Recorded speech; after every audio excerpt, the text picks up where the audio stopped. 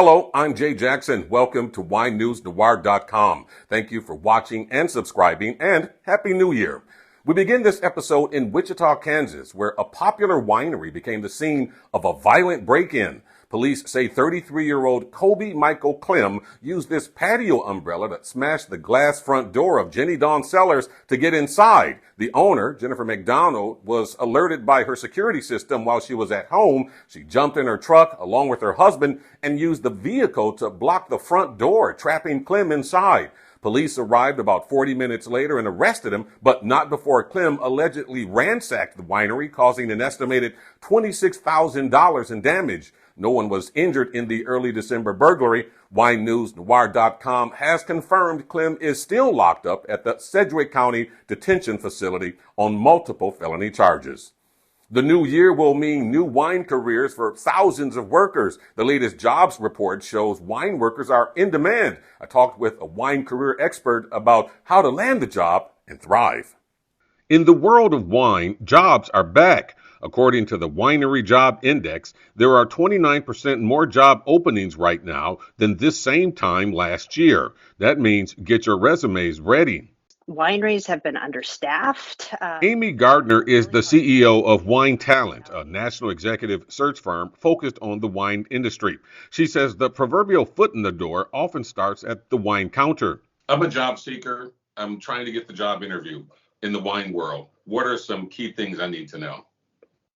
Definitely need to know a little bit about wine. I don't think you have to be, for a lot of positions, you don't have to be an expert. So if you're going into a tasting room position, you need to be friendly. You need to be attentive. It's all the things we hear about. You need to be friendly to people, and you need to listen, and you need to be responsive to them. So if you were in wine sales, you should definitely know about the 3-tier distribution system, which is every state has their own laws. And so you would need to know a little bit about that. And if you were in marketing, you should know what you can and can't do in wine marketing. So since it is liquor, wine always has a few little things that are a little bit different than the average marketing job. So always just want to know what makes, what knowledge you have about wine, and then how that applies to what you're looking to do.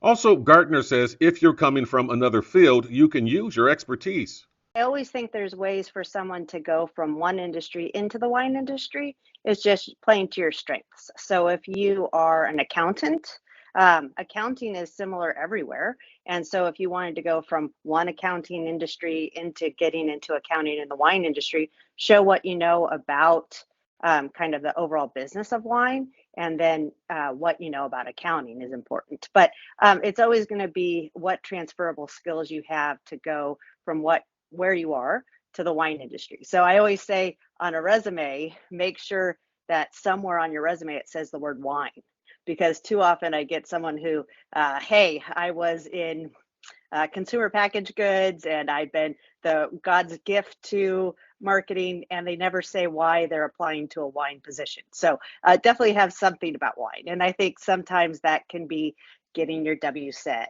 going to the quartermaster psalms, anything like that to kind of show your dedication to the wine industry. And for job seekers looking to seal the deal, Gardner warns, don't forget the obvious.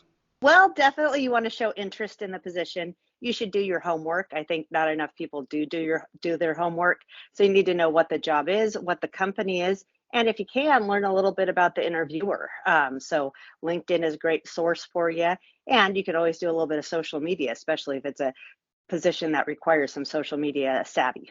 Wine Talent has a wealth of information for job hunters on its website at winetalent.net. They are currently looking for motivated job candidates. And now for a wrap-up of other news in the world of wine, we go to Janine Robinson with Wine in a Minute. Thank you, Jay, and welcome to Wine in a Minute. A new wine class, new wine labels, and new calls for more farm worker rights. Here's January's edition of Wine in a Minute. A new wine research center hopes to produce America's future wine leaders.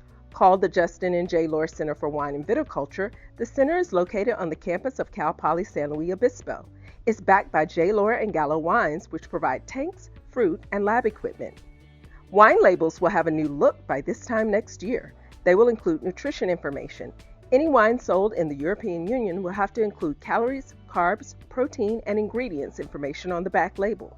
The new rules may be coming to America too by 2024. A new UC Davis study shows that an alarming number of farm workers are overweight, have serious health issues, and little access to health care. Researchers looked at health issues not related to work, such as pesticides and exposure. Advocates say the study proves workers need more pay, better working conditions, and more access to quality health care. That's it for this edition of Wine in a Minute. I'm Janine Robinson. Back to you, Jay. Okay, thanks for that report, Janine. And finally, we go to Glendora, California, where I talked with one of LA's foremost wine experts who offers new tips for new wine cellars in a new year. Juanito Pavone has been in the business of wine for more than 30 years, from a high-level sommelier to a high-end LA restaurant manager and to the owner of Coco Vino Los Angeles wine shop in Glendora. So who better to ask this simple question? How do more African-American wine brands get on more shelves like his? First, Pavone says, exposure.